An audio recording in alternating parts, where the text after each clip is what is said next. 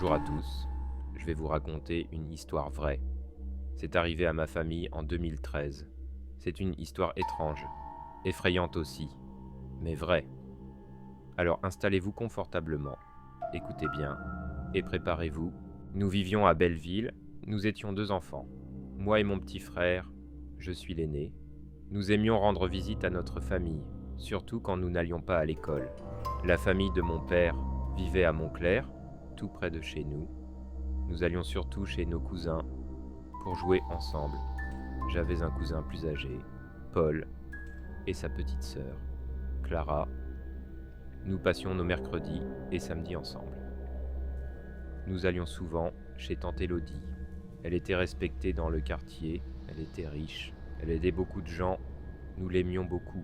Elle nous donnait des petits cadeaux, parfois un peu d'argent, parfois un goûter. Tante Élodie avait 2 enfants, Sophie et Lucas. Son mari, oncle Marc, était cordonnier. Sophie et Lucas ne jouaient pas avec nous, peut-être parce qu'ils étaient plus grands. Tante Élodie avait une amie, Nathalie. Elle dormait souvent chez elle, même devant son mari. C'était étrange, mais personne ne disait rien. Un jour, la mère de Nathalie tomba gravement malade. Elle fut hospitalisée d'urgence. Toute la famille se précipita à l'hôpital, mais oncle Marc et tante Élodie ne semblaient pas inquiets. Ils pensaient surtout à rester ensemble. Quelques jours plus tard, elle mourut. Elle avait demandé à ce que son corps soit veillé chez elle, mais Nathalie décida de le faire chez tante Élodie.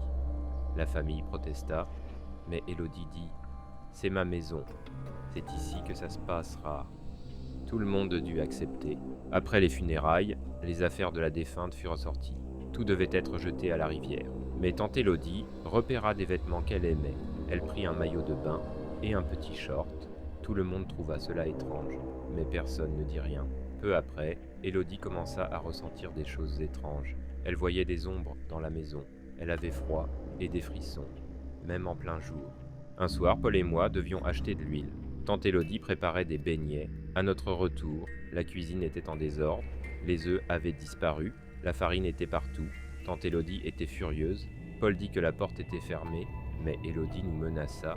Vers 21h, Nathalie frappa à notre porte. « Venez vite, Élodie fait une crise !» Nous arrivâmes. Tante Élodie était par terre. Elle hurlait. Elle se débattait. Elle avait des marques sur le cou. Ses yeux étaient rouges. Heureusement, elle n'était pas morte. Le lendemain, la famille appela un voyant et un guérisseur traditionnel. Le voyant expliqua « L'esprit d'un mort réclame quelque chose. Il est en colère. Si vous ne faites pas ce qu'il demande, il continuera à vous tourmenter. » La famille se réunit pour prier. Nous formâmes un cercle dans le salon, enfants et adultes ensemble. « On va prier chacun notre tour, » dit la grand-mère. Claire commence, Paul ensuite, et tante Élodie terminera. Claire commença, mais la porte se mit à claquer toute seule. Personne ne la touchait.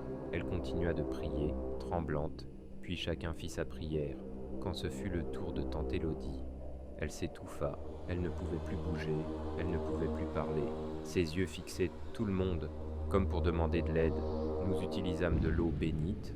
Peu à peu, elle retrouva la force. Elle raconta ce qu'elle avait vu. J'ai vu la mère de Nathalie. Elle me tenait les mains pour que je ne bouge pas. Son regard était plein de haine. On aurait dit qu'elle voulait me tuer. Le calme revint peu à peu. Vers 23h, notre grand-mère vit une lumière blanche. Elle sortait de derrière la télévision. Elle flottait dans l'air, brillante et transparente. Elle fut la seule à la voir. Elle dit « Eh bien, un ange ? Protège-nous !» La lumière passa et entra dans la chambre de tante Élodie. Elle fit une nouvelle crise. Elle se débattait. Elle hurlait. Ses yeux étaient rouges. Heureusement, elle n'était pas morte.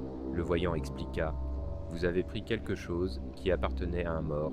Rendez-lui ses affaires. Apportez aussi des bonbons, du miel et du lait. » La famille s'exécuta.